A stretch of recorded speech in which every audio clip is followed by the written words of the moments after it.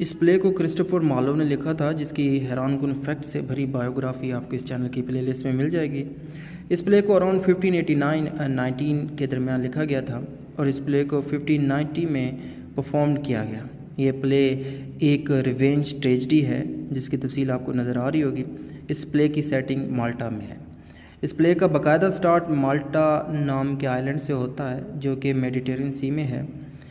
Turkey کے سلطان کا بیٹا کیلیمیت مالٹا میں وصولی کے لیے اب آتا ہے، جو کہ مالٹا والے پچھلے 10 سالوں سے یہ وصولی نہیں دے رہے تھے۔ مالٹا کا گورنر فرنیز جو کہتا ہے کہ ہم اتنا بڑا یہ جو پیسہ ہے کیسے دیں گے، فوراً کیسے دیں گے، کیونکہ وہ فوراً لینے آئے تھے، تو ہمیں 1 مہینے کا ٹائم دے دیں، یہ ٹرکی کے سلطان کو کہتا ہے، تاکہ ہم پیسوں کو ارینج کر سکیں۔ اب فرنیز سوچتا ہے کہ اتنی بڑی رقم کیسے جمع کروں گا، تو اس کے مائنڈ میں ایک ترکیب آتی ہے، اور وہ ترکیب کیا تھی؟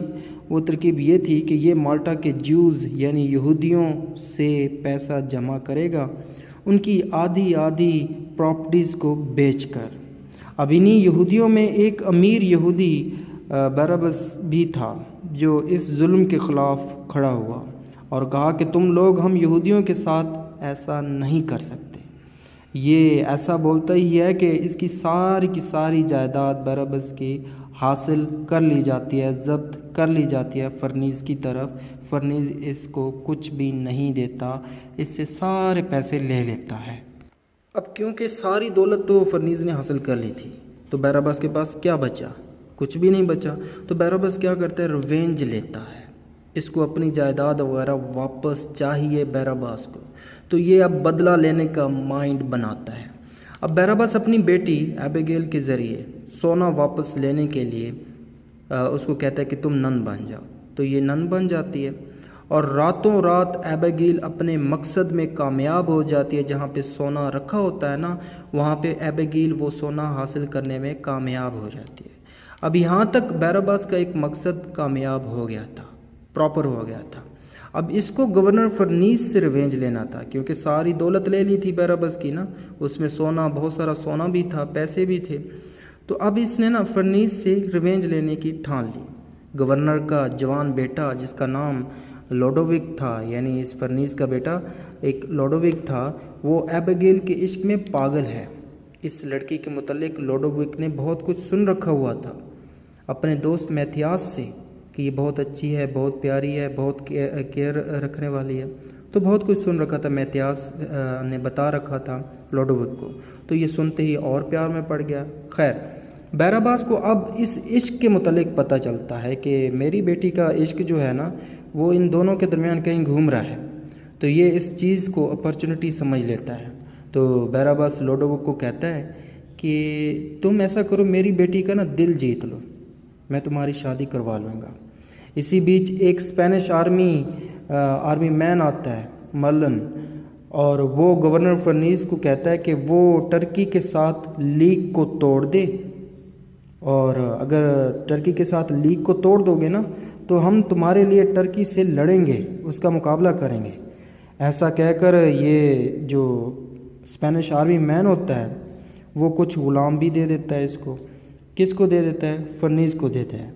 اب باراباس کے پاس پیسے اپنی بیٹی کی وجہ سے آ گئے تھے، تو اب پیسے آ گئے تھے تو یہ اب ایک غلام ایتھامور خرید لیتا ہے۔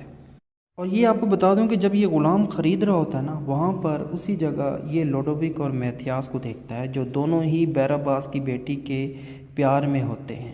باراباس کے دماغ میں تو ریونج کا سکیچ چل رہا ہوتا ہے، سو یہ ایک پلان بناتا ہے۔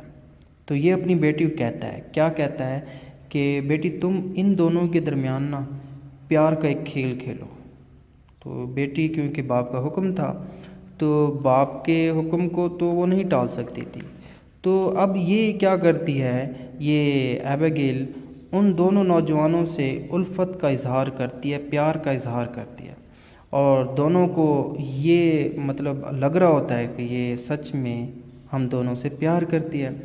ایبیگیل کہیں نہ کہیں اس کو دل میں لگ رہا ہوتا ہے کہ یہ بات غلط ہے، کیونکہ اگر دیکھا جائے تو ایبیگیل سچ میں محبت جس کے ساتھ کرتی تھی وہ میتھیاس سے کرتی تھی۔ لیکن باپ کا کیا تھا؟ باپ کہہ رہا تھا کہ یہ ڈرامہ کرنا ہے ان دونوں کے ساتھ، تو یہ ایبیگیل مجبور ہو گئی تھی ڈرامہ کرنے پر۔ بیراباس ایک سکیم کے تحت، ایک پلان کے تحت پہلے لوڈوک کو اپنے گھر بلاتا ہے اور اسے ایبیگیل سے ملنے کا ایک موقع دیتا ہے، اور پھر میتھیاس کو بھی وہیں بلا لیتا ہے۔ میتھیاس جب ایبیگیل اور لوڈوک کو اکٹھا دیکھتا ہے تو بہت غصہ ہو جاتا ہے، اور یوں بیراباس دونوں دوستوں کے درمیان ایک نفرت کا بیج بونے میں وہ کامیاب ہو جاتا ہے۔ اس کے بعد وہ ایک جعلی خط لکھتا ہے میتھیاس کی طرف سے لوڈوک کو، جس میں فزیکل ریلیشن کی دعوت دی جاتی ہے۔ وہ یہ خط اپنے ایک نئے غلام جس کا نام ایتھامور ہے اس کے ذریعے بھیجتا ہے۔ ایتھامور بھی یہودیوں کی طرح عیسائیوں سے نفرت کرتا ہے، مائنڈ میں رکھیے گا۔ یہ جیسے بیراباس نفرت کرتا ہے تو ایتھامور بھی نفرت کرتا ہے، اور یہ بھی ایک کالے دل کا انسان تھا۔ تو اس سازش کے نتیجے میں یہودی دونوں، یہ جو بیراباس تھا، یہ دونوں نوجوان یعنی لوڈوک اور میتھیاس کو ایک دوسرے کے ہاتھوں قتل کروانے میں کامیاب ہو جاتا ہے۔ بیٹی معصوم ہوتی ہے تو نہیں پتہ ہوتا کہ کون سی غلطی ہو گئی ہے اس کی بیٹی سے۔ تو جب بیٹی کو پتہ چلتا ہے کہ میری وجہ سے یہ میتھیاس اور لوڈوک مرے ہیں اور اس میں میرے باپ کا ہاتھ ہے، تو یہ باپ سے نفرت کرنا شروع ہو جاتی ہے اور باپ سے پھر بدلہ لینے کی ٹھانتی ہے، تو یہ کرسچینٹی قبول کر لیتی ہے۔ اب جب کرسچینٹی میں یہ آتی ہے، عیسائی پادری ایک ہوتا ہے جیکومو، وہ عیسائی کرسچینٹی مذہب قبول کرواتا ہے اس سے۔ تو جب بیراباس کو ساری صورتحال کا پتہ چلتا ہے کہ میری بیٹی نے یہ قبول کر لیا ہے، تو اب بیراباس ایک سازش تیار کرتا ہے، ایک پلان بناتا ہے۔ وہ اپنے غلام ایتھامور کو زہر سے بھرے پوائزنس رائس بھیجتا ہے، اور کہاں بھیجتا ہے؟ وہ چرچ میں بھیجتا ہے، کیونکہ عیسائی ایسٹی جیک کا دن منا رہے ہوتے ہیں، اس لیے ایتھامور یہ زہر آلود جو چاول ہوتے ہیں خاموشی سے چرچ کے دروازے پر بطور خیرات کے طور پر رکھ آتا ہے۔ جب یہ زہر آلود چاول کھا کر تمام ننز مر جاتی ہیں، اور انہی ننز میں اس کی بیٹی ایبیگیل بھی شامل ہوتی ہے، لیکن مرنے سے پہلے ایبیگیل ایک اہم بات کر آتی ہے، اور وہ اہم بات کس کو بتاتی ہے؟ جیکومو اور برنارڈائن کو، اور بتاتی ہے کہ اس کے باپ کا کیا حال تھا، اس نے کیا کیا، اس کے باپ نے کون کون سے ظلم کیے، ساری چیزیں یہ ان دونوں کو بتا دیتی ہے۔ عیسائی پادری اب یہودی کو، اب یہ بھی دیکھیں اب میٹریلسٹک چیز ہمیں یہاں پہ نظر آ رہی ہے کہ جو عیسائی یہ دونوں پادری تھے، اب اسی بیراباس کو بلیک میل کرنے کا ایک منصوبہ بناتے ہیں، لیکن ان دونوں پادریوں کو نہیں پتہ تھا کہ یہ پلاننگ کس کے خلاف کر رہے ہیں، کیونکہ وہ بیراباس کو نہیں جانتے تھے۔ بیراباس کو جب پتہ چلا کہ یہ مجھے بلیک میل کر رہے ہیں، تو اس نے آلریڈی ایک پلان بنا لیا تھا۔ وہ کیا کرتا ہے؟ وہ ان دونوں پادریوں کو کہتا ہے کہ میں یہودیت چھوڑ کر کرسچینٹی قبول کرنا چاہتا ہوں، کرسچینٹی میں آنا چاہتا ہوں، اور جو کوئی اسے عیسائی بنائے گا آپ دونوں میں سے، اس پادری کو میں اپنی آدھی دولت دے دوں گا۔ اس پر دونوں پادری اسے عیسائی بنانے میں زور دیتے ہیں، دونوں کوشش کرتے ہیں کہ میں بناؤں تاکہ میں آدھی دولت لے لوں۔ یہ میٹریلسٹک تھیم دکھا رہے ہیں یہاں پہ کرسٹوفر مارلو۔ تو دونوں کوشش کرتے ہیں کہ میں عیسائی بناؤں اس کو، ایک دوسرے سے لڑنا بھی شروع کر دیتے ہیں یہ دونوں پادری۔ اب یہودی ان کو منع کرتا ہے اور جیکومو سے کہتا ہے کہ وہ رات 1 بجے اس کے گھر آئے، اور مجھے تنہائی میں تم نے ملنا ہے۔ جیکومو کے جانے کے بعد یہودی اور اس کا غلام ایتھامور پادری برنارڈائن پر حملہ کر کے اسے مار دیتے ہیں۔ اس کے بعد وہ اسے لاٹھی کے سہارے کھڑا کر دیتے ہیں پادری برنارڈائن کو، جس سے یوں محسوس ہوتا ہے کہ پادری زندہ کھڑا ہے۔ اب جب 1 بجتا ہے تو جیکومو کہیں سے یہودی کے گھر میں آ جاتا ہے، تو اس کی نظر برنارڈائن پہ پڑتی ہے، اور یہ جیکومو سمجھتا ہے کہ یہ لگتا ہے برنارڈائن ہے، اور یہ مجھ پہ حملہ کرنے کے لیے تیار کھڑا ہوا ہے، کیونکہ لاٹھی تھی اس کے ہاتھ میں۔ تو اب یہ کیا کرتا ہے یہ جیکومو؟ یہ لاٹھی برنارڈائن کے سر میں مارتا ہے، جس سے برنارڈائن جو پہلے ہی مرا ہوا تھا وہ نیچے گر جاتا ہے۔